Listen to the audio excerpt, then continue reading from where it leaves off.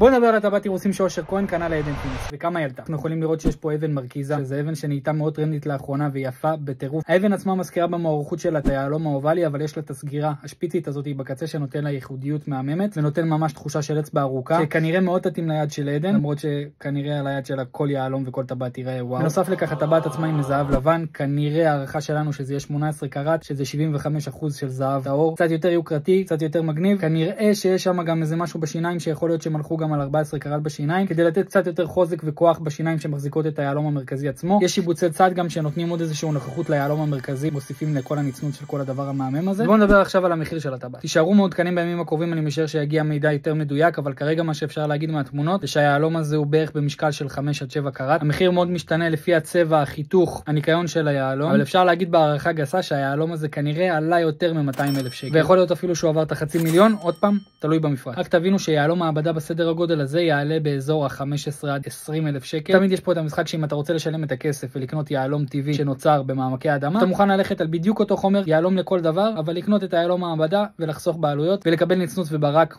משוגע. תעקבו אחרינו שיהיה לנו את כל המפרט של הטבעת, אנחנו מעדכנים אתכם פה בהכל.